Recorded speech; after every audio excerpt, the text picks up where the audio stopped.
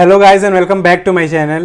In case you are new here, this is Om Mishra and I am currently pursuing my MBBS from Government Medical College Vadodara under MS University. And I have cleared my NEET 2021 with a score of 639 marks. So today I'll be explaining the best way to read your NCERT, because NCERT in itself is not a very easy book to understand very quickly, and you need to have a many readings of a single chapter so that you can understand all the meanings of the paragraphs, whether line or even the summary also, because there are many topics in the NCERT which have some deeper meaning inside them and that are not direct information based paragraph, but generally mainly 80 to 90% of students read their NCERT in a very superficial way, in a very fast way, not realizing that they are actually missing some of the very important parts of NCERT, and that is what filter out the student in NTA paper, because they will obviously for sure give 5 to 10 questions which are not so direct approach question, and they have some deep meaning inside them. And if you would have read that paragraph very nicely, or you have a better understanding about that topic, then and only you can attempt that question. Otherwise guesswork won't work over here. So that's why I thought to explain at least one small topic of your NCERT to all my NEET aspirants so that they can understand what is actually I'm trying to say them. And मैं आपको genetics जैसे chapter का एक paragraph आपको पढ़ाऊंगा. सबसे पहले बता देना चाहता हूँ, जेनेटिक्स एक ऑब्वियसली बहुत ज़्यादा इंपॉर्टेंट टॉपिक है आपकी नीट पॉइंट ऑफ व्यू से, एंड उसमें भी मॉलिकुलर बेसिस ऑफ इनहेरिटेंस थोड़ा ज़्यादा इंपॉर्टेंट है. एंड ये ज़्यादा इंपॉर्टेंट थोड़ा इसलिए भी हो जाता है क्योंकि ये चैप्टर अपने आप में इतना लंबा चैप्टर है ना कि एंडिंग आते आते तक सब बच्चे हम मोटिवेशन कह सकते हैं, इंटरेस्ट कह सकते हैं, वो सब अपना लूज कर देते हैं. जबकि ये एक ऐसा चैप्टर है जिसके फर्स्ट टॉपिक से लेकर लास्ट टॉपिक तक इक्वली इंपॉर्टेंट है. अगर आप देखो 2021 में इसी चैप्टर के लास्ट टॉपिक से क्वेश्चन आया था डीएनए फिंगरप्रिंटिंग में से.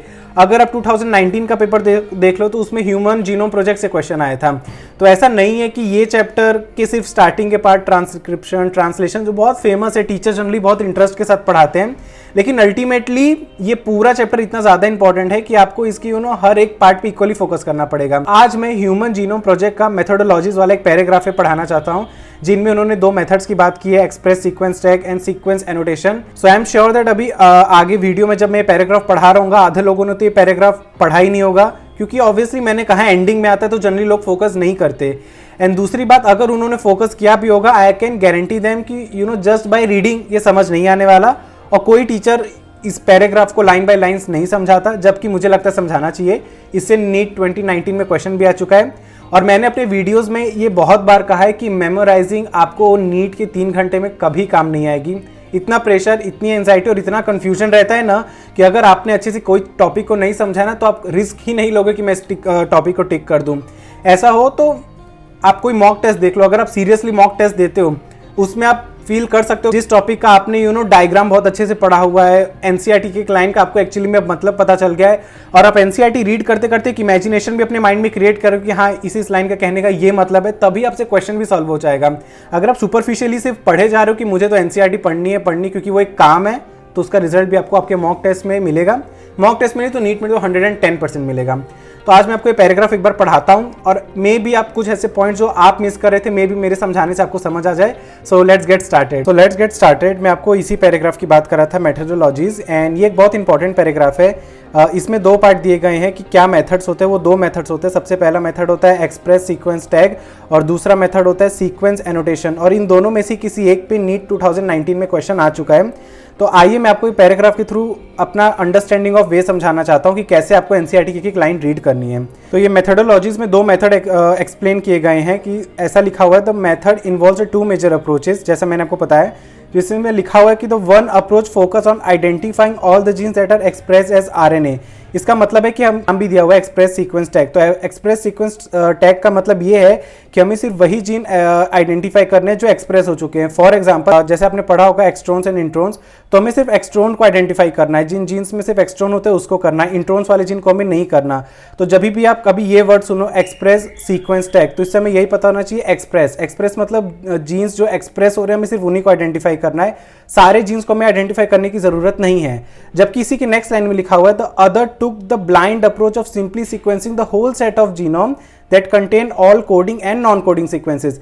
मतलब जो दूसरा अप्रोच है उसमें ऐसा गया कि simply sequencing the whole set of genome, पूरे जीनोम को हमें आइडेंटिफाई करना है, हमें नहीं फर्क पड़ता कि वो कोडिंग है या नॉन कोडिंग है. और इसका उन्होंने दूसरा नाम दे दिया सीक्वेंस एनोटेशन. तो आपको नाम से ही पता चल जाना चाहिए कि एक्सप्रेस सीक्वेंस टैग मतलब एक्सप्रेस जो जीन सिर्फ एक्सप्रेस्ड हो रहे हैं जैसे एक्सट्रॉन, सिर्फ हमें उन्हीं को आइडेंटिफाई करना है। और इसका जो दूसरा है obviously Contra indicatory, sequence annotation में हमें कोडिंग और नॉन कोडिंग दोनों को सीक्वेंस कर देना है। जैसे मैं यहाँ पे लिखा भी हूँ, मेरे सर से मैंने एक चीज़ पूछ के लिखी थी कि एक्सप्रेस सीक्वेंस ट्रैक का मतलब है टोटल डीएनए नॉट सीक्वेंस, पूरे डीएनए को हमें सीक्वेंस नहीं करना, only express part has to be sequence. ऐसे मैंने डायग्राम भी बनाई कि जैसे ये कोडिंग है जिसको हम मे बी एक्सॉन बोल सकते हैं, ये नॉन कोडिंग है जिसको हम जंक भी बोलते हैं, ऐसा। फिर यहाँ लिखा हुआ है for sequencing the total DNA from a cell is isolated and converted into random fragments of relatively smaller size. ये तो बायोटेक का पार्ट भी चालू हो गया यहाँ पे, ये हमें टोटल डीएनए लेना है, उसको रैंडम फ्रेगमेंट्स में करना है स्मॉलर साइज में। और मैंने फिर भी उसका यहाँ पे अपने सर से पूछ के मतलब लिखा कि total DNA that is coding and non coding both are sequence, that is it's a blind approach. ये एक्चुअली इसका है, सीक्वेंस एनोटेशन का मतलब भी मैंने यहाँ पे लिखा है कि कोडिंग और नॉन कोडिंग दोनों का होना चाहिए। Recall DNA is a very long polymer and there are technical limitations in sequencing a very long piece of DNA. ये हमने बायोटेक में भी अच्छे से पढ़ा हुआ है। And now they are cloned in a suitable host. Cloning करने की क्या जरूरत है, मैंने उसका भी मतलब यहाँ लिखा है, we need to clone so that we can have another copy of the whole genome to prevent any misplace. इसलिए इवन उन लोग ने भी अगली लाइन में ही लिखा है, using specialised vector the cloning resulted into amplification of each piece of DNA fragment so that it subsequently could be sequence with very ease. जैसा मैंने आपको कहा कि उन्हें क्लोन करने की क्या जरूरत पड़ती है। और यहाँ पे दो क्लोनिंग वेक्टर्स के भी नाम लिखे गए हैं, BAC bacterial artificial chromosome, YAC yeast artificial chromosome. ये दोनों काफी बड़े वेक्टर होते हैं, मतलब इनका क्लोनिंग कॉपीज नंबर बहुत ज्यादा होता है, इसलिए इन्हीं दोनों को यूज किया जाता है। आप बायोटेक में और डिटेल में इन दोनों के बारे में पढ़ोगे। I hope you guys understand the main motive of explaining this topic to you, so that आपको पता चल जाए कि आपको एक्चुअली में NCERT की एक एक लाइन, एक एक वर्ड अंडरस्टैंड करना क्यों जरूरी है और वो आप कैसे कर सकते हो। एंड थोड़ा एक स्मार्ट वे से भी प्रिपेयर किया करो, जैसे कि फॉर एग्जाम्पल जैसे आप अपकमिंग टाइम में बायोटेक्नोलॉजी के दोनों चैप्टर हुए, जेनेटिक्स के दोनों चैप्टर हुए, ये सब बहुत अप्लाइड टॉपिक्स है, आपको ये सब में फ्यूचर में बहुत स्कोप है चीज़ों को करने का। तो एनटीए भी ऐसे चैप्टर पे थोड़ा ज़्यादा फोकस करती है। फॉर एग्जांपल आप नीट 2020 का पेपर देख लो तो बायोटेक्नोलॉजी यूनिट सेम, जबकि वो दो काफ़ी छोटे चैप्टर है एज कम्पेयर टू आप एनिमल किंगडम, प्लांट किंगडम और ये सब चैप्टर पढ़ो। उसके बाद भी सिर्फ वो दो छोटे चैप्टर से टोटल 9 क्वेश्चंस आ गए थे आउट ऑफ 90 क्वेश्चन। सेम आप जेनेटिक्स का भी चैप्टर देखो कितने ज्यादा क्वेश्चन वेटेज होते हैं, लाइक 5 क्वेश्चन मिनिमम तो जेनेटिक्स से आना पक्का, ये वो भी इंडिविजुअल चैप्टर से। तो animal kingdom, plant kingdom as such आपके सिलेबस का ही पार्ट है, लेकिन प्लीज आप थोड़े अप्लाइड चैप्टर पे ज्यादा फोकस करें जिनका अच्छा खासा स्कोप है। फॉर एग्जांपल बायोटेक्नोलॉजी के दोनों चैप्टर हुए, ह्यूमन हेल्थ एंड डिजीज हुआ जिसमें आजकल PCR और ये सब कितना चल रहा है, कोविड की वजह से जितने भी symptoms and all that, and genetics के दोनों चैप्टर हो गए, ये बहुत ज़्यादा इंपॉर्टेंट है। रिप्रोडक्टिव हेल्थ चैप्टर हो गया जहाँ पे हमें MTP जैसी चीज़ों के बारे में पता चलता है जो करंट सिनेरियो में आजकल फेमस है, उस चीज़ पे ज़्यादा क्वेश्चंस आते हैं, तो आप ऐसे टॉपिक्स को तो कभी ना मिस करें। NCERT एक ईजी बुक नहीं है फॉर श्योर, मैं हमेशा कहता हूँ। एंड अगर आपने कोई चैप्टर NCERT से बहुत अच्छे से समझा है तो अप्रिशिएट योरसेल्फ, बिकॉज एक एग्जाम्पल देता हूँ। फॉर एग्जाम्पल एनिमल किंगडम में हर एक फाइलम में उन लोग ने मेंशन किया हुआ है कि किसका सर्कुलेटरी सिस्टम ओपन होता है, किसका क्लोज होता है, लेकिन अगर आप मॉल्यूस्का का पैराग्राफ देखो तो वहां पे उन लोग ने मेंशन नहीं किया है कि उसका ओपन सर्कुलेटरी सिस्टम होता है।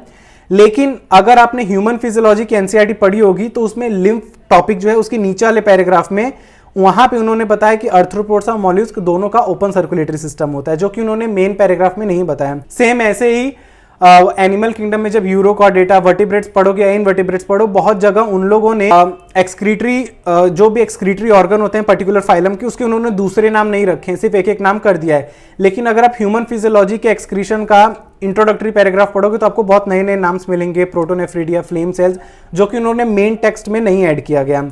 तो दैट इज वाई आई से कि NCERT को रीड करना भी एक बहुत स्मार्ट अप्रोच होनी चाहिए आपकी, एक बहुत ही फिनिशिंग वाला काम होता है जो कि हर बच्चे नहीं कर पाते। दैट्स वाई हर 16 लाख बच्चे के पास NCERT होती है, लेकिन उसके बाद भी सिर्फ 16,000 बच्चों का ही सिलेक्शन हो पाता है, और उनमें से बहुत कम बच्चे होते हैं जो बायोलॉजी में भी एटलीस्ट 300 या 320 प्लस स्कोर कर सकते हैं। I hope you like my video, and if you like my video do subscribe to my channel and smash the like button. मैं आगे और भी ऐसे अमेजिंग कंटेंट के साथ आता रहूंगा, and you can comment the topic you want me to make any videos. So thanks for watching my videos.